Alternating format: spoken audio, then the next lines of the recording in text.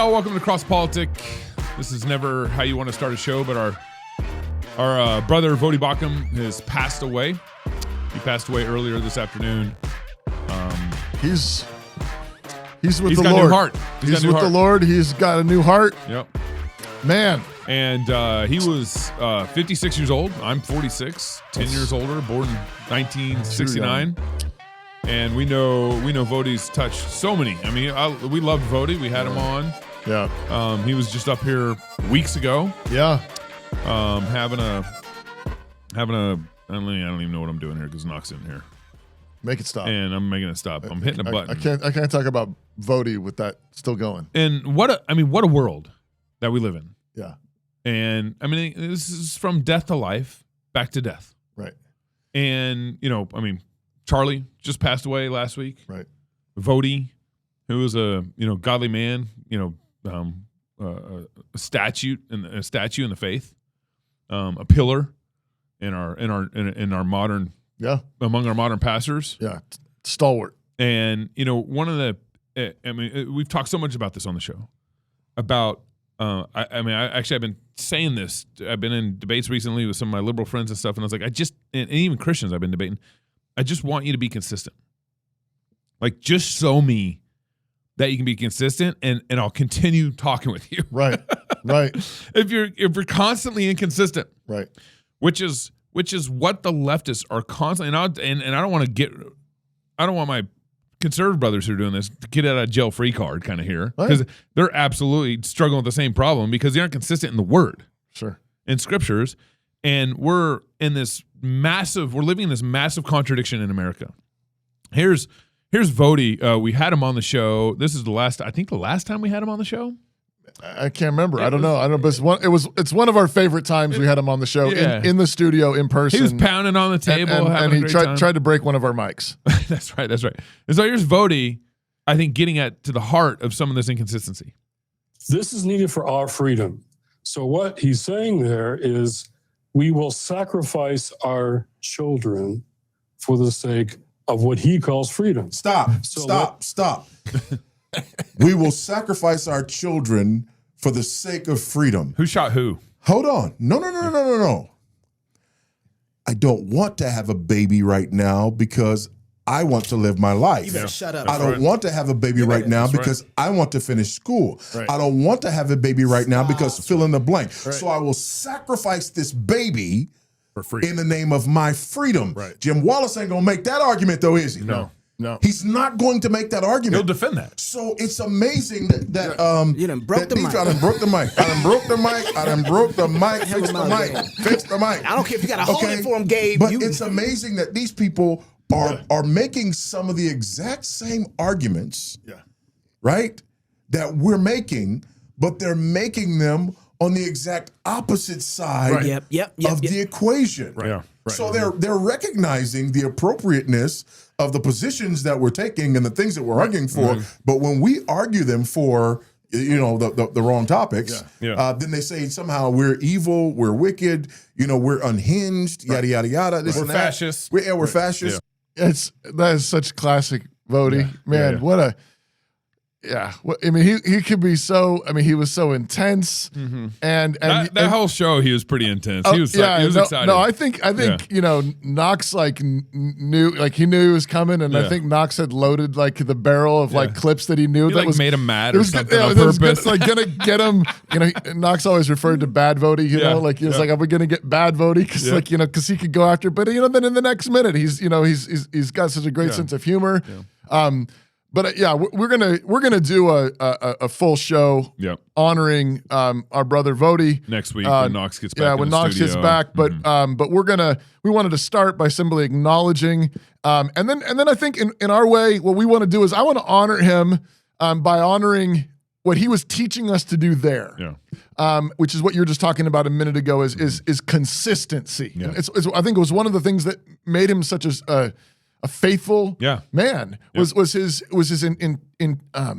insistence that you be faithful, that you be consistent. You can't, so he's pointing out in this liberal who's like, Jim Wallace. That's Jim Wallace. This We don't want to sacrifice our babies for our freedom, and they want to, but they do want to sacrifice their babies for freedom. And he's talking about that to defend transgender stuff. Yes. And Voddie's saying, hold on, wait, time out. Yeah. Wait a second. They absolutely will abort their kids. Bang, bang, break my mic. Yeah, that's right. He said, no, but he says, that's a legit argument, is it? Yeah. So why not with abortion? Yeah.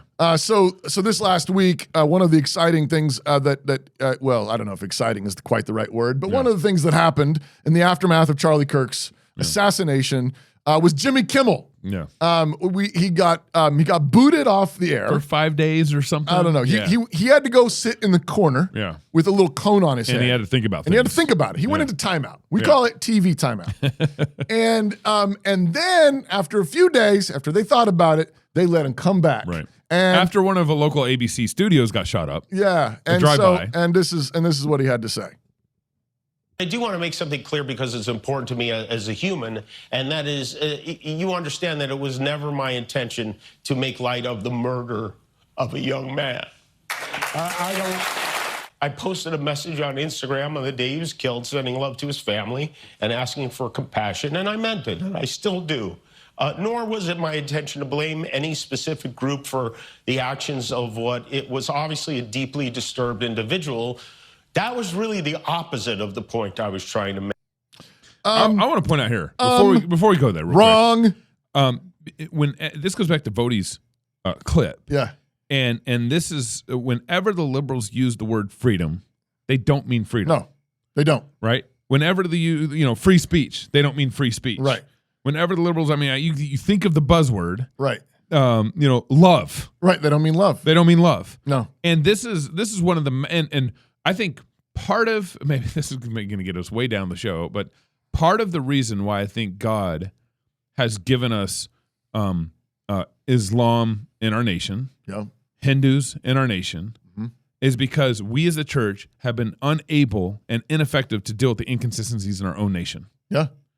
And and the church hasn't called out. 100%. Right? 100%. Because we went vague. We were like, that's in the 1950s. That's right. The so-called mainstream churches said, God. But we don't need to say it anymore. Just believe in God. Yep. Some God, And if you want it to be Jesus, that's great. If you want it to be it's all God, many ways to heaven, many ways to God. That's right. And God says, "Oh yeah? All right. So how about some Islam?" Yeah. How's that working out for you? Yeah. Christian America. How about can you remain Christian America? No, right, exactly. No, you're absolutely right.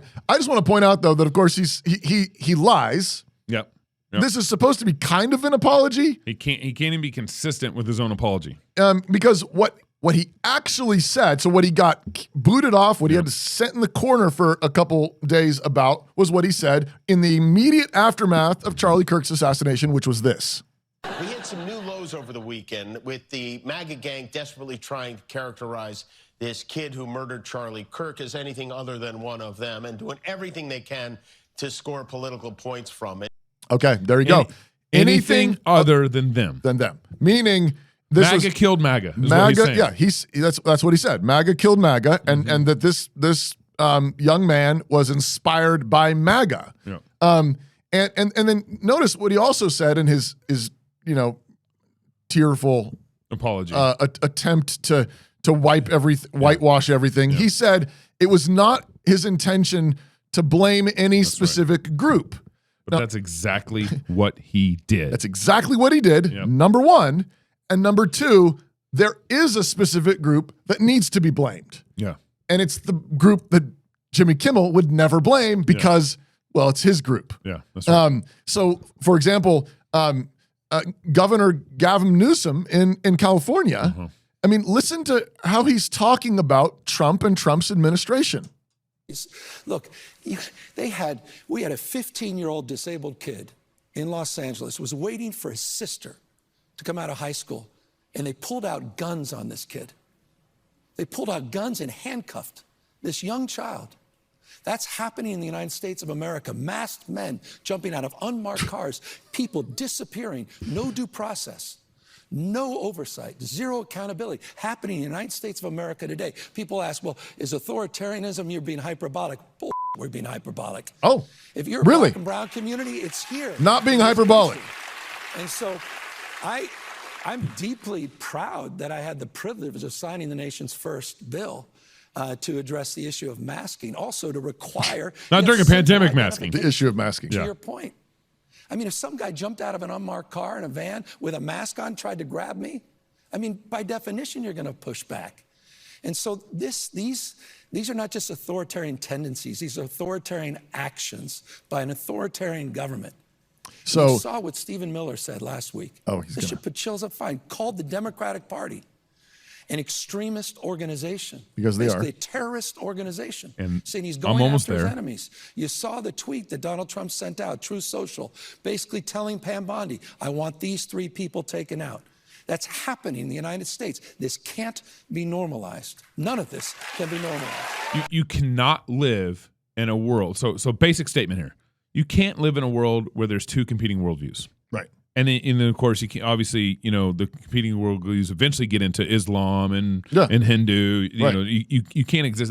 But you also can't live in a world where the other side, where Gavin will do the same thing he's against right now. That's the thing. It's like the ironies are so thick. It's like you are not being consistent. You masked up everybody in COVID. Right. And you chase people down streets and in people in the ocean and you shut down their water outside of remember the city in LA? They shut down their water because a bunch of neighborhoods were partying too much. It's absolutely ridiculous. And then he says, and he passed a law requiring the ICE agents to have IDs. And remove their masks. Yeah.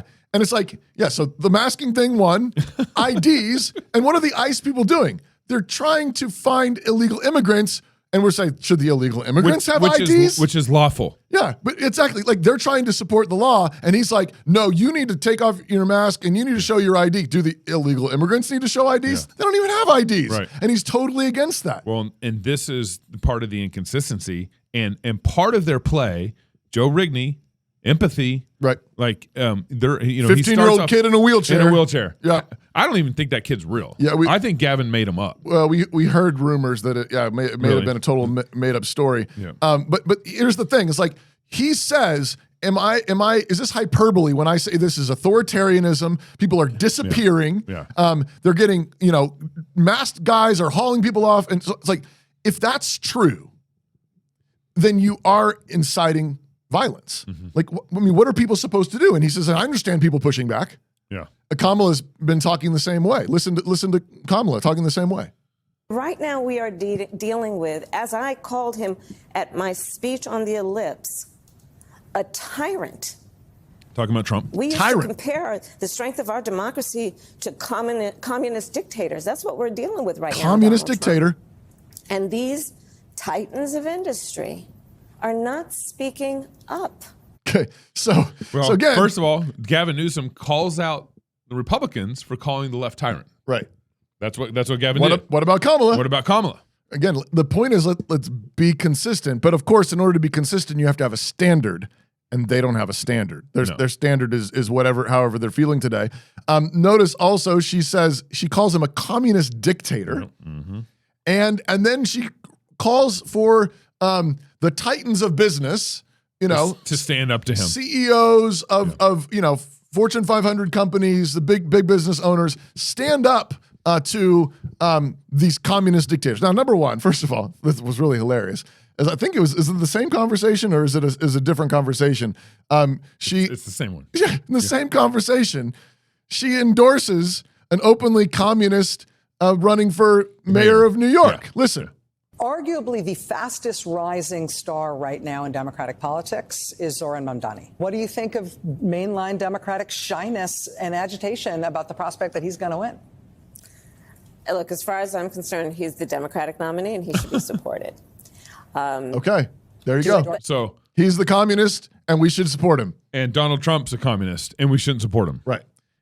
Again, consistency, people. If Voddie were here, he would break another mic. He'd be banging on the table. Listen, consistency. Listen. They're just weaponizing language. It's not about the truth. Mm-hmm. It's not and so they feel free to call other people these names and then say, whoa. And they're 10 times worse. I mean, remember when Joe Biden was auto pinning his signature in office was autopin president. I mean, all the COVID, dictatorship. Yeah, the communism, COVID communism, all the pro-lifers that they went after, used the FBI, weaponized the FBI. Right. Talk about CEOs and the big guys standing up against Joe Biden. Well, how many times Twitter buckled? Yeah. Google buckled. Right. All the social media sites buckled. Right. No, that when these people talk about freedom, they don't mean freedom. That's right. When they talk about free speech, they don't mean free speech. They mean free speech for them. Yeah. But not for those things they disagree with. They can call you a dictator. Right. They can call you a communist. But if you call them a tyrant, yeah, that's fighting words. Yeah, that's right. And they're going to send the FBI after you.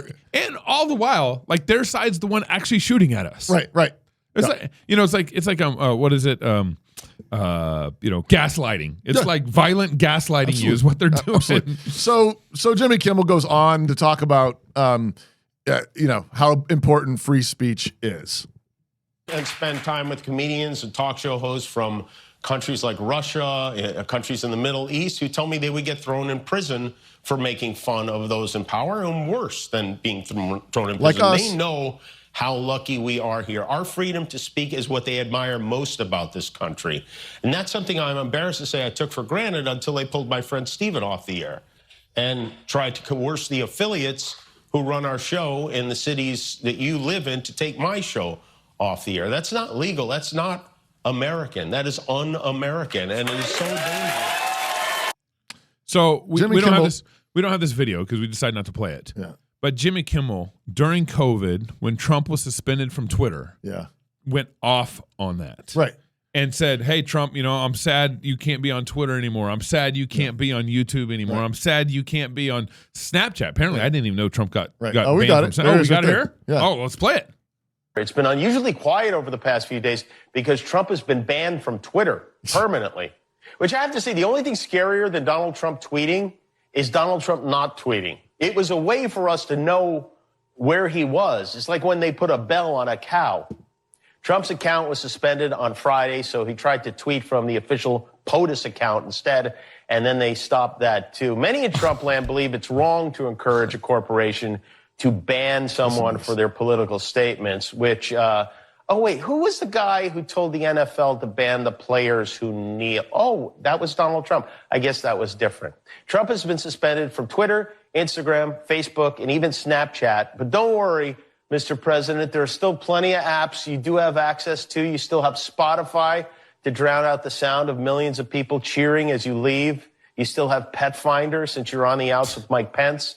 You have Cameo. All right, you get the idea. You get the idea. Yeah. There's plenty of apps. Well, Jimmy Kimmel, there's still YouTube. Right. You don't need ABC. But there's plenty. Yeah, he's celebrating that censorship. Yep. He's celebrating the president of the United States being banned from media, from social media, which is insane. And imagine if Obama would have gotten a ban. Again, yeah, right. And again, Kamala also celebrated this. So there's I think we've got copies of her tweets where she was calling for it before she was even elected as vice president in September 2019. Yeah. And then the second tweet is about her defending Kimmel, basically. This is wrong. Yeah. But she was right there. And of course, what came out in the aftermath is during 2020, during the Biden administration, the federal government was pressuring these companies. So she's like, she wants the companies to stand up for Jimmy Kimmel. Yeah, but bow to the Democrats. But she wants them to bow when the Democrats are in power. Yeah. And so, Google admits censorship. What's his name? Zuckerberg had admitted censorship under Facebook. Yep. And particularly... and Zuckerberg kind of became libertarian through all this. Yeah, but the government was pressuring these people to do this. And, Kamala was obviously perfectly fine with this. The other thing I want to point out about all this is he got restored. And I think he got restored because our country is still broadly Christian. Yeah. Mm-hmm. So if Biden is in power still, or Kamala or whoever the puppet, would have Trump ever gotten restored? None of us would be. Like we're in the process. Like YouTube just came out and was like, "Hey, we're going to start restoring people that we kicked off. Like us. We shouldn't have done that. Yeah. But it's like, in their worldview, there's no restoration. Yeah. In a humanist worldview, there's maybe groveling, maybe weaponizing, maybe feeling sorry, but there's no restoration and there's no real free speech. Yeah. In a free country, in a Christian America, America, you get restored. Yeah. If the company wants to put you on air, the company can put you on air. Yeah. And you know, in a real Christian country, the FCC doesn't even exist. Yeah, that's right. You know, in a real Christian company, basically people are free to associate as they see fit, Right. and companies can hire and fire as they see fit. Yeah, that's right. The thing to remember is freedom of speech, real freedom of speech, is a Christian virtue. That's right. Christianity actually created that right. That people have the right to free speech, and we don't really police people's speech. You can say things that we disagree with. You can say things that are even mean or hateful. It's a sin, but it's not a crime until you're actually inciting violence. Yeah. But at the same time, they have no standard. Yeah. Which is why in America it's been hard for us, I think, to really understand what a tyrant really does look like. Right. Is because we've been so blessed for so long to have like this unstated Christian America. Right. We've just assumed right. for so long that this is just we're just so blessed and this is how it is and we all have free speech. Right. And then once you actually start seeing a worldview trying to take over the public square, like liberalism is trying to do, is now a lot of people are waking up. You know, again, this goes back to like, where was Jimmy Kimmel during COVID, jumping up and down? Right. Well, now he's all of a sudden it's amazing to see legacy media and comedians like Kimmel all of a sudden defend free speech again. Right. Well, because for at least there's a period of time, because from Trump in 2016 to Biden, there's a period of time where free speech was really on attack. Mm-hmm. You remember the first guy to get kicked off Apple apps was our boy Gab, Andrew from Gab. Oh, yeah. That was like 2016 or something. Right, from Gab, That was already, like, the attack on free speech has been going on a long time. Right. And now Jimmy Kimmel is starting to get back to, hey, I want Christian. Who's the atheist that really likes Christian America again? What's his Dawkins? Richard Dawkins. Yeah. It's like Jimmy Kimmel's having like a wake-up session like Dawkins did. I want Christian culture. Yeah. I want free speech. It's actually good for America. Yeah. But remember, what they call totalitarianism and hate is us saying you shouldn't be able to mutilate children. Yeah, or have sex with men. And, or murder your unborn baby. Yeah. Like, these are the things that we're saying, like, that those are destructive crimes. Yeah, homosexuality. Yeah. And they're saying that's tyranny, that's communism, that's dictatorship. Yep. And the reason for that is what they actually hate is God. Mm-hmm. They hate God and they hate God's law. And so they hate the fact that when we say, no, actually you live in God's world and this is right and wrong. Yeah. This is up and down. This gravity exists. Mm-hmm. Boys are boys and girls are girls, and unborn human beings are human beings that deserve all the rights and privileges of every human being and need to be protected as such by law. But this is one of those questions that people frequently ask. I remember this actually when the gal from CNN came in and interviewed us in Moscow. Yeah. She asked me and Jared, and she asked Pastor Wilson as well, like, what about, if you get your way and America is Christian. First of all, America is Christian. Yeah. It already is Christian. Yeah. We have a bunch of high places to tear down, a bunch of sin to repent of, but it is a Christian nation. Yeah. But that's the question that frequently gets asked. And it's like, what about them? What about Muslims? What about, these other faiths and so on? And she asked Pastor Wilson that question, and he gave a really helpful answer. How would a Muslim or a Mormon or even a Catholic fit into your version of a Christian nation? Yeah.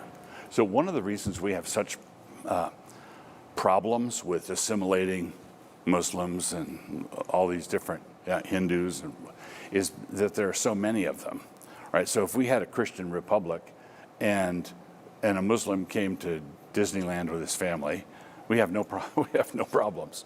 But when they fill up Dearborn, Michigan, that's just not. You can. It says in Amos 3:3, can two walk together except they be agreed?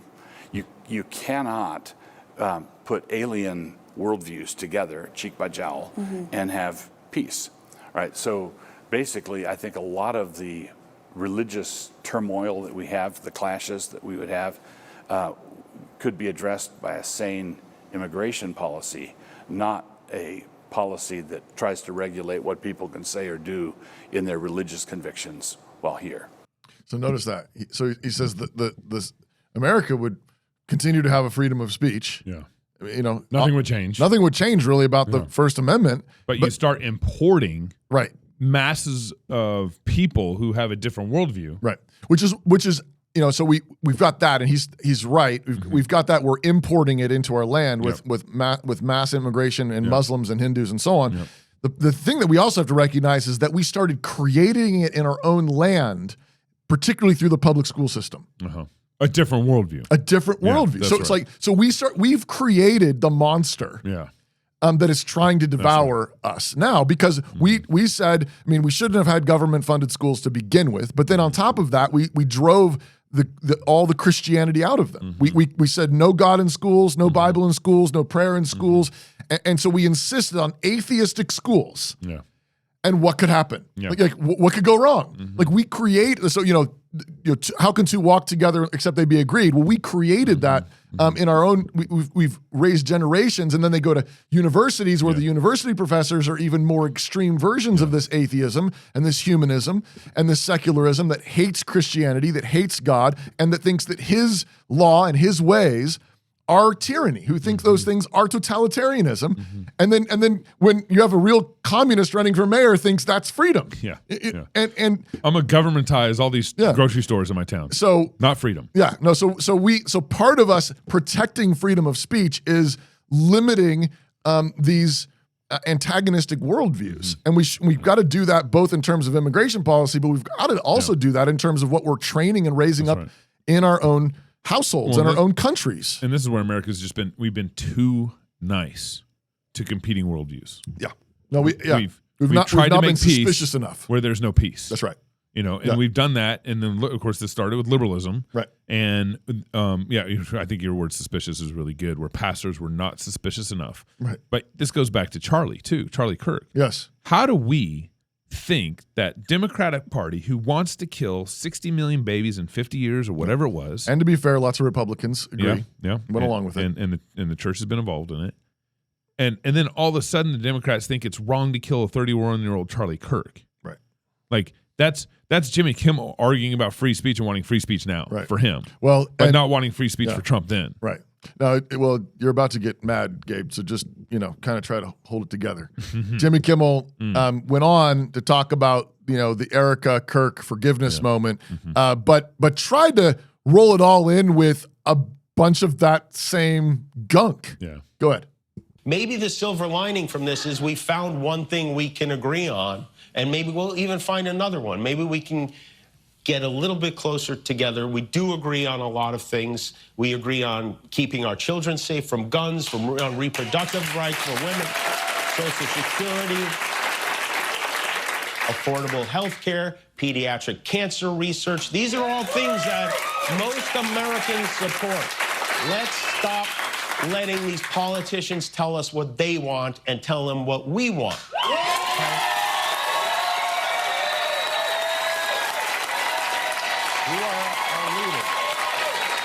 A moment over the weekend, a very beautiful moment. I don't know if you saw this on Sunday. Erica Kirk forgave the man who shot her husband. She forgave him. That is an example we should follow. If you believe in the teachings of Jesus, as I do, there it was. That's it. A selfless act of grace, forgiveness from a grieving widow. It touched me deeply, and I hope it touches many. And if there's anything we should take from this tragedy to carry forward, I hope it can be that, and not this. But here's the thing, and here's where Jimmy Kimmel and the leftists and the conservatives who play like they believe in Jesus need to be called out on this. Jimmy Kimmel does not believe in Jesus. No. He does not believe in the things of Christ. He just said that we want to keep our kids safe from guns. No, we want to keep our kids safe from crazy trans. People are shooting up like that, and terrorists. In terrorists. Yeah. And liberals who want to abort their babies. That we want to keep our kids safe from that.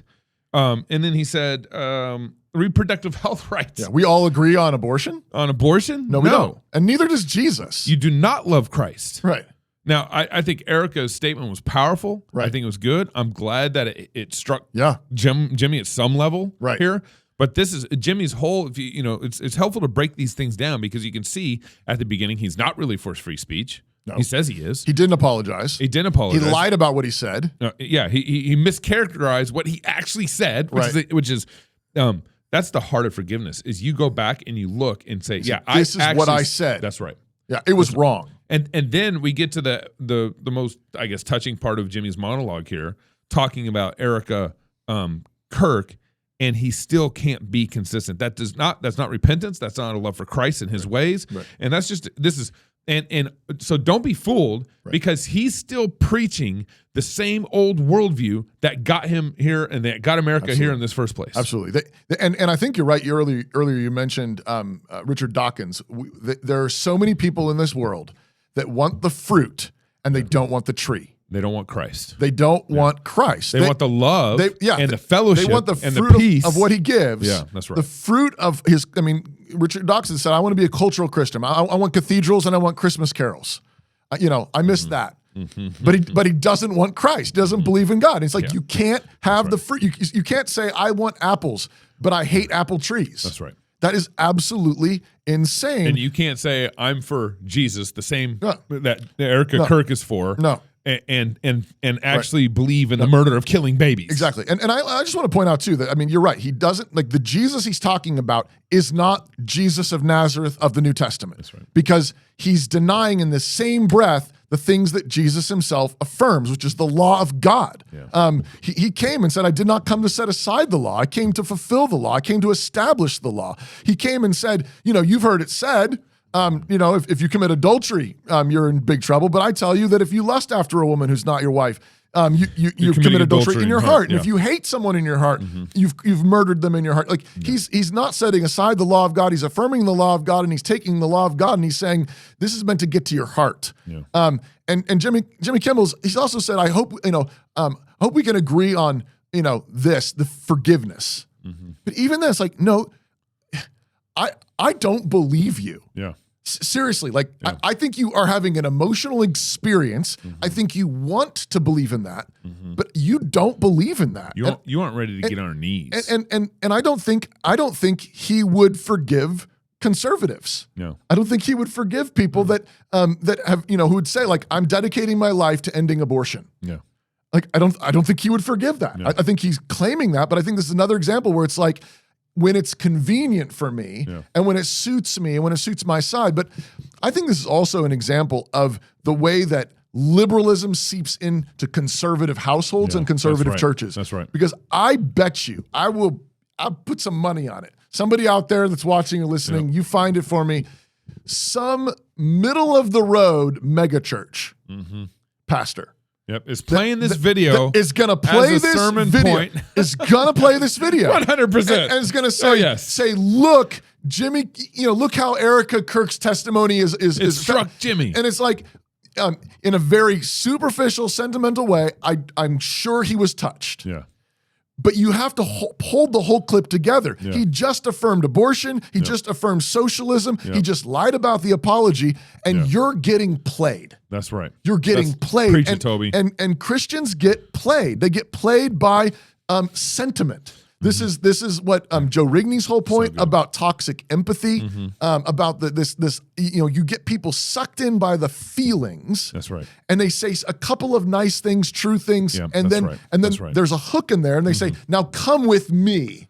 And let's go murder some babies. And this is how Christians, like evangelical Christians, have gotten sucked into this. Yeah. And it goes take us back to the Voddie clip at the beginning, where this liberal bear, claims to be a Christian, Jim Wallace, who said, we need to allow these kids to do the transgender thing because we don't, we've got to affirm their feelings. We don't want them to die. We don't want to sacrifice our kids for this. And it's like, no, like the only way freedom is Christ. That's right. The only way to freedom of speech is Christ. His way, his truth, That's right. his life. Yeah. You can't even try to make up your own way to get to Christ. Yeah. Which is where we're at in America, and especially on the liberal side. This is what Jimmy Kimmel's trying to do, is he's trying to define his way to Jesus. That's right. And the thing, one last thing to just remember is never forget that forgiveness is not a feeling. That's right. Forgiveness is not a feeling. There's a feeling that follows true forgiveness, peace, so on. Yep. Forgiveness is primarily a promise. Forgiveness is a promise. It's an oath. It's a covenant. That's right. And fundamentally, really, only Christians can forgive. So if Gabe and I have a falling out, and I sinned against him, and I go to him and I say, brother, please forgive me, there's a sense in which Gabe can't take away my sin. Yeah. When I say, please forgive me, he can't absolve me of sin. He can't. Only God can absolve me of sin. But the reason why Christians can forgive one another, confess their sins and forgive, is because we know the one who bore our sin. Right. The one who can forgive. Jesus Christ bore our sin in his body on the tree, on the cross. That's the basis of forgiveness. And so when I say please forgive me, if Gabe says, well, I just don't know if I can, you really hurt me. You really it just really hurt. If we refuse to forgive those who have sinned against us, what we are saying is we are not sure Christ died for it. Which is blasphemous. Which is why Christ says, if you don't forgive your brother in your heart, you won't be forgiven. You won't be forgiven. And because he's recognizing that forgiveness comes from the same place. Your forgiveness from God comes from the cross. Your ability to forgive comes from the cross. So in many respects, it doesn't matter how you feel. It just comes down to simply, do you know that Christ died for that sin? And do you have that forgiveness for them? I don't think Jimmy Kimmel has any idea what he's talking about. I think he sees something pretty. I think he sees something sweet. I think he does deep down inside wants it. But he hates what produces it. He wants the fruit. He hates the tree. But you can't have that forgiveness apart from Christ. At the same time, the fact that he came back and he had to talk about this, I think is also just a testimony to the momentum. Of what Jesus is doing right now here in our culture. In America. We said on the show earlier this week that at Charlie Kirk's memorial, I believe that America, via our president and all the highest officials in our country, they recommitted America to Christ. And we now have our work cut out for us. But I think part of what happens, this is Christian nationalism. And in Christian nationalism, even Jimmy Kimmel feels like he has to pay his dues. Has to pay homage to Erica Kirk, which is glorious in its own way. It's full of hypocrisy. I don't think he knows what he's talking about. I think it's empty and sentimental. It isn't centered in the cross, burial, and resurrection of Jesus Christ like it needs to be. But I still love it, still celebrate it when they feel like they need to honor Christian things. And then they need to be called on the inconsistencies, and they need to then be invited to the real thing. We're going to let Voddie have a last word here. Yes. But before we get there, we got a couple things that we've been needing to talk about for a while, because Reformed Sage actually has a shirt that he gave us. Whoa. It's make no peace with evil. Woo! And you see there, the Dragon Slayer, right? Yeah. It's like this angel warrior. But actually, if you go to reformsage.com, he's donating proceeds of the shirt for I think another week. To Turning Point. So he actually, I was trying to get this to the show on Thursday on this week and we couldn't. So anyways, you guys, we love Reformed Shades. He's fantastic. Actually in Boise, Idaho. He does actually a lot of good What's the work. website? The Reformed Sage.com. SAGE. And so he's very kind to actually send us some of these shirts and everything. Thank you, Reformed Sage. He's also doing a good thing with them. And these are fantastic shirt. And make no peace with evil. And he's got the Dragon Slayer, right there, man, or the angel with wings and some sort of majestic man slaying some things, slaying some evil. Michael, Archangel, something like that. Doing battle with the demons. Check it out. Go to reformedsage.com. He's fantastic, and buy more than just the shirt, but he's giving the proceeds of that shirt to Turning Point in the next week. So, business owners, is your company struggling to grow? What if I told you that the right employee could grow your business by 5, 10, or even 25%? You would be crazy not to take that deal, right? That's exactly what Red Balloon Recruiter offers. Our personalized source and screen process connects you with top talent, increasing revenue and reducing costs. So visit redballoon.work today and transform your hiring.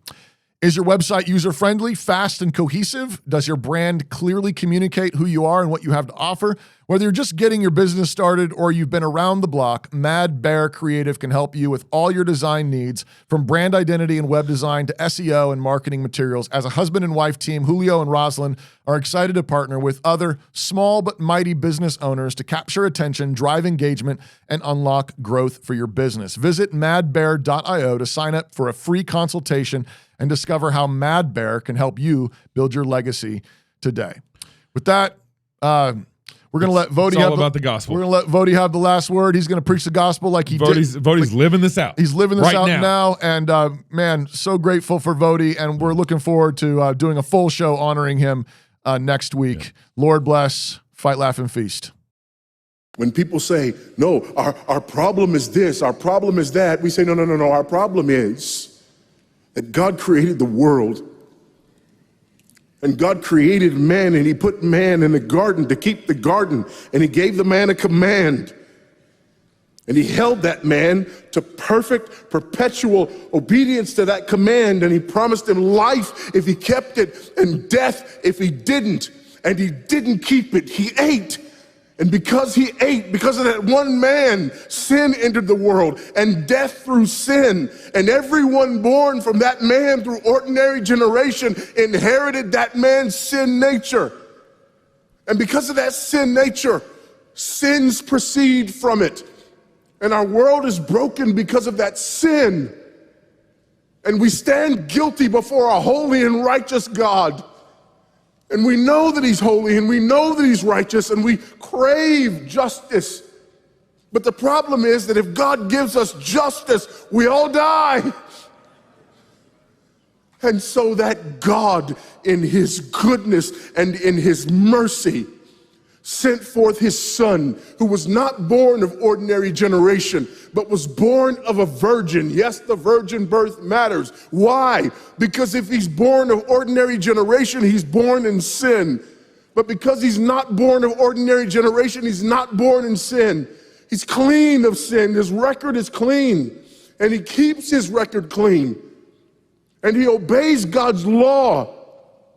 And because he's fully God and fully man, he obeys the law of God on our behalf in his active obedience. And then in his passive obedience, God made him who knew no sin to be sin for us. All we like sheep had gone astray. Each of us had turned to his own way, but God laid upon him the iniquity of us all. And Christ died for sin once for all, the just for the unjust. And God imputes our sinfulness to him. And he nails our sinfulness to the tree. And Christ dies and raises again on the third day for our justification.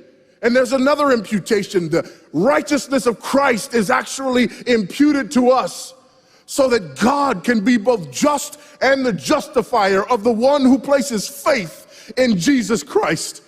So that all those who come to Christ may enter in. So that all those who place faith in Christ might be saved, but not only saved, but sanctified. Because he's the firstborn of many brethren. We're justified and we're adopted into the family of God. And we're sanctified. And as his children, we begin to bear the family resemblance. And we're further sanctified throughout this life by the very same gospel that saves us. Until one day when it's all said and done, we're not just saved from the penalty of sin. We're not just saved from the power of sin, but one day we're glorified and saved from the very presence of sin. That's the gospel that we preach. That's the gospel that we need. And that's the gospel that's more than enough.